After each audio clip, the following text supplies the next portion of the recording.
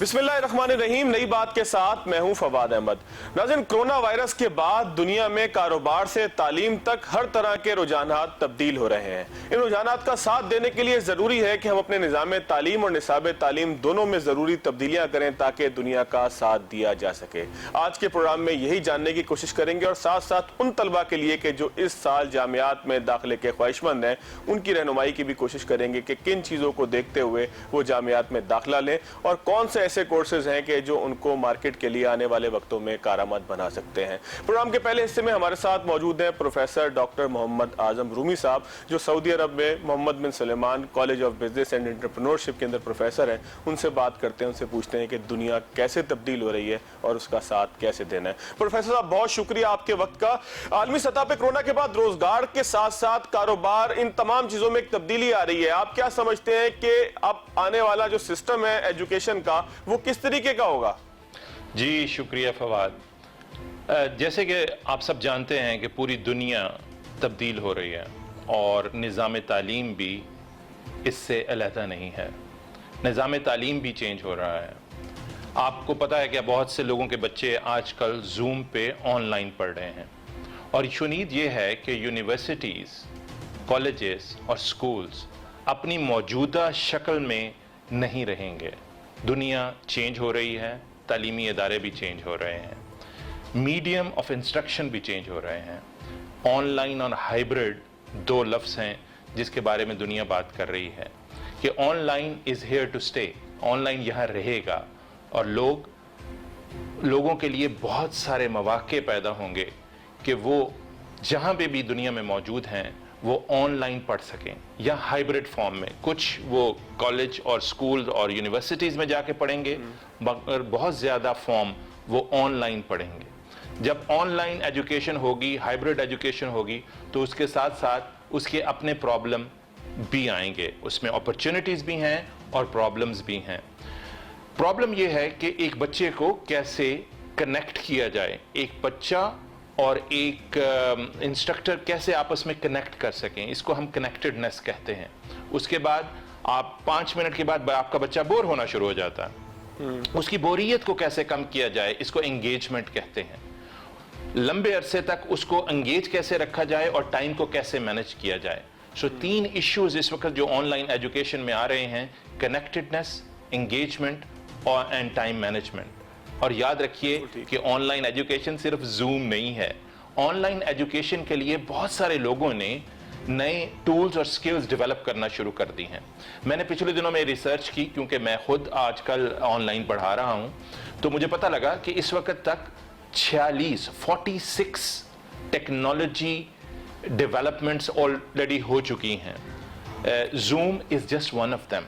Zoom is just the platform. उसके ऊपर जो है 46 नई टेक्नोलॉजीज ऑलरेडी बन चुकी हैं, जिनमें से काहूट है, एडपजल्स है, ताकि आपके बच्चे को एंगेज रखा जाए, कनेक्ट रखा जाए और उसके टाइम की मैनेजमेंट की जाए। सो दुनिया, आपके सवाल का जवाब ये है कि दुनिया as far as education institutions are concern are change.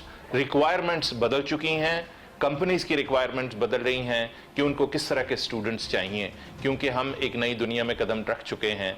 चाहे हम इसे अच्छा समझें या ना समझें, चेंज इनएविटेबल है और वो आ चुकी है। अच्छा रूमी साहब, एक चीज और बताइएगा कि आने वाले वक्त में चैलेंजेस क्या होंगे स्टूडेंट्स के लिए खास तौर पर, और मार्केट की रिक्वायरमेंट्स क्या होंगी, किस तरीके से जो है वो जरूरियात भी तब्दील होंगी? क्योंकि आपने बताया कि तालीमी सिस्टम चेंज होगा तो जरूरत भी चेंज होगी। बहुत बड़ा ह्यूमन रिसोर्स नहीं चाहिए होगा, ऑनलाइन काम होगा, एक काम को करने के लिए कंप्यूटर्स मौजूद होंगे, आर्टिफिशियल इंटेलिजेंस मौजूद होगी। तो इस तरह के कौन से चैलेंजेस सामने आएंगे? देखें, सबसे बड़ा जो चैलेंज सामने आएगा ना, वो ये है कि we do not need people who can teach about.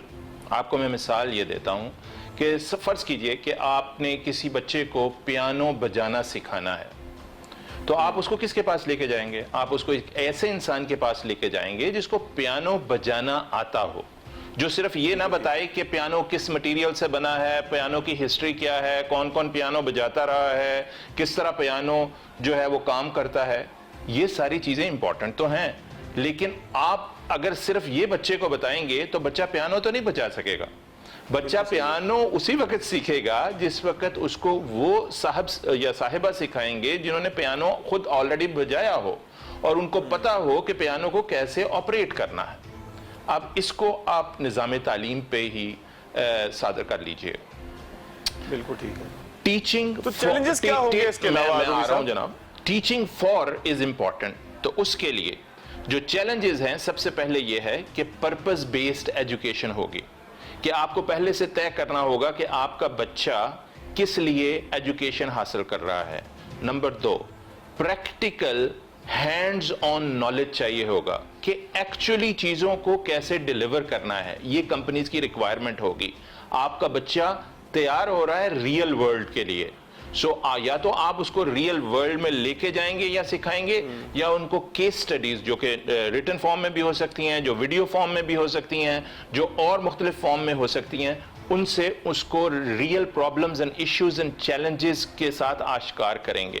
اور آخری, انٹریکشن ود انڈسٹری, کہ وہ ایکچولی جائیں اور دیکھیں کہ انڈسٹری کس طرح کام کر رہی ہے. جس طرح آپ کو پتا ہے کہ میڈیکل کالجز میں پہلے طلبہ پڑھتے ہیں 3-4 سال, اس کے بعد ان کو ہاسپٹل جانا پڑتا ہے اور دیکھنا پڑتا ہے کہ جو پیشنٹس ہیں ان کے مسائل کیا ہیں, ان کو کس طرح حل کیا جا سکتا ہے. وہ ایکچولی اس میں سے گزرتے ہیں. ایک انجینئر جو ہے وہ ایکچولی انجینئرنگ جو ہے, جو اس کے ایشوز اینڈ چیلنجز ہیں ان میں سے اس کو گزارا جاتا ہے, جس کو ہم پریکٹیکل لیب کہتے ہیں, جو کہ یا تو یونیورسٹی میں ہو سکتی ہے یا کسی انڈسٹری میں ہو سکتی ہے.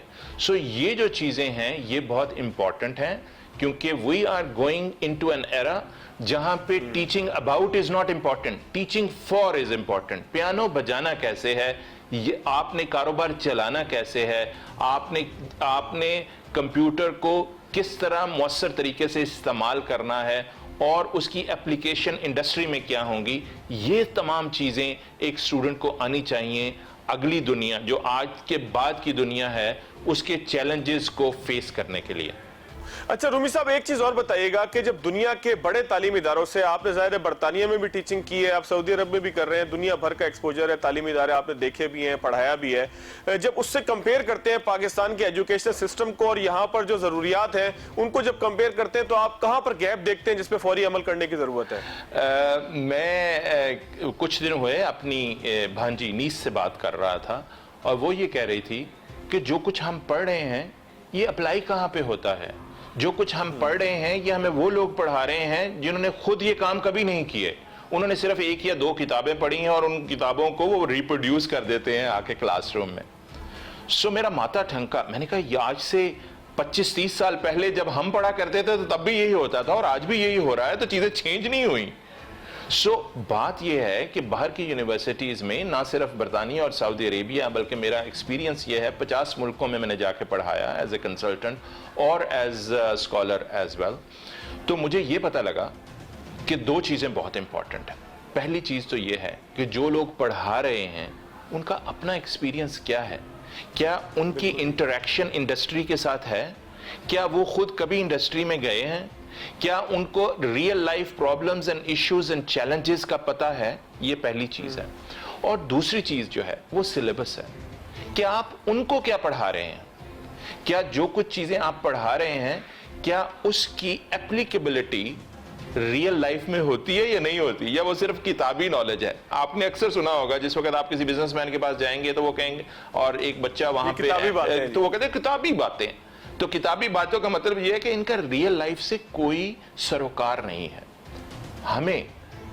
میں نے یہ سیکھا جا کے کہ اچھے انسٹیٹیوشنز وہ ہوتے ہیں جو انڈسٹری سے انٹریکٹ کرتے ہیں, جو وہاں سے انڈسٹری سے لوگوں کو کلاس روم میں بلاتے ہیں, کلاس روم والے بچوں کو انڈسٹری میں لے کے جاتے ہیں. وہ ان کو حقیقت میں بھی لے کے جا سکتے ہیں, وہ ان کو کیس سٹڈیز کی صورت میں لے کے جا سکتے ہیں, وہ کلاس روم میں ایگزامپلز کے ذریعے سمجھا سکتے ہیں کہ real life problems and challenges and issues کیا ہیں. سو یہ اس چیز کا فقدان ہے ہماری یونیورسٹیز میں. ہمیں یہ کرنا ہے کہ ہمیں انڈسٹری کے ساتھ انٹریکٹ کرنا ہے, ہمیں real life problems and issues and challenges کو سامنے لے کر آنا ہے کلاس روم میں. ہمیں بچوں کو وہ پروجیکٹس دینے ہیں جن کو وہ حل کریں, ایسی مشکلات جو ایکچولی انڈسٹری کو پیش آ رہی ہیں. ان انڈسٹری کی مشکلات کو اسٹوڈنٹس کو ڈائسیکٹ کرنا چاہیے, اینالائز کرنا چاہیے, اور پھر اس کے سولوشنز لے کر آنے چاہیے. اس چیز کا یونیورسٹیز میں فقدان ہے، اور میرا خیال ہے کہ ٹائم آ گیا ہے کہ یونیورسٹیز کو اب سوچنا ہوگا. اگر وہ یہ نہیں کریں گے تو ہم آلریڈی بہت پیچھے جا چکے ہیں، ہم اور پیچھے چلے جائیں گے. لیکن امید پہ دنیا قائم ہے، اور میرے خیال میں اب وقت آ گیا ہے کہ universities practical hands on knowledge کی طرف قدم بڑھائیں. اچھا رومی صاحب، مختصر بتائیے گا کہ کیا دنیا کے اندر ایک ٹرینڈ یہ بھی آ رہا ہے کہ اب جو ہے وہ جاب سیکر سے زیادہ جو ہے وہ جاب پروڈیوسر جو ہے ان کی ضرورت مارکیٹ میں زیادہ محسوس ہو رہی ہے؟ دیکھیے، انٹرپرینورشپ از اے بز word all over the world, نہ صرف پاکستان میں بلکہ باہر کی دنیا میں. لیکن آپ کو یہ بھی جاننا چاہیے کہ ہر بندہ انٹرپرینور نہیں بن سکتا. ہم کس چیز کی تبلیغ کرتے ہیں؟ میں ایک پروفیسر ہوں، میں ایک اسکالر ہوں، میں ایک اسٹوڈنٹ بھی ہوں. میں ایک اسٹوڈنٹ ہوں انٹرپرینورشپ کا، اور میں یہ کہتا ہوں کہ انٹرپرینوریل مائنڈ سیٹ جو ہے وہ بہت اہم ہے. اگر آپ ایک انٹرپرینور نہیں بھی بن سکتے، اپنا بزنس نہیں بھی شروع کر سکتے، آپ کہیں پہ بھی کام کر رہے ہیں، آپ کو نیا سوچنا ہے، آپ کو جدت کی طرف جانا ہے، آپ کو چینج کی طرف جانا ہے. یہ ایک مائنڈ سیٹ ہے، اور اسٹوڈنٹس کو اس مائنڈ سیٹ کے اوپر روشناس کروانا بہت ضروری ہے. اور اس کے بے شک وہ انجینئر بن رہے ہیں، ڈاکٹر بن رہے ہیں، فارماسسٹ بن رہے ہیں، لائر بن رہے ہیں، یا ایک بیوروکریٹ بن رہے ہیں، ان کو ایک نئے طریقے سے سوچنے کی ضرورت ہے، جس میں وہ اپنے ریسورسز جو ان کے پاس ہیں ان کو یوٹیلائز کرتے ہوئے ایک نیا جہاں تعمیر کر سکیں. ان کو دوسروں کی طرف دیکھنا نہ پڑے، ان کو نئے وہ صرف یہ نہ کہیں ہمارے پاس پیسے نہیں ہیں، ہمارے پاس ٹائم نہیں ہے، ہمارے پاس لوگ نہیں ہیں، بلکہ جو کچھ بھی ان کے پاس ہے اس کو وہ کس طرح یوٹیلائز کر کے ایک نیا جہاں تعمیر کرتے ہیں. یہ انٹرپرینورشپ ہے، اور اس کی تبلیغ پوری دنیا میں ہو رہی ہے. تمام دنیا کی یونیورسٹیز اس کے اوپر کام کر رہی ہیں. چلے، بہت شکریہ ڈاکٹر محمد اعظم رومی صاحب ہمارے ساتھ موجود تھے. عالمی منڈی کے اندر اس وقت کیا ضرورت ہے، عالمی مارکیٹ کے اندر کس طرح کی پروڈکشن ہو رہی ہے، اس پہ بات ہو رہی تھی. اب دیکھیں گے پاکستان اس کا ساتھ دینے کے لیے کس حد تک تیار ہے. After short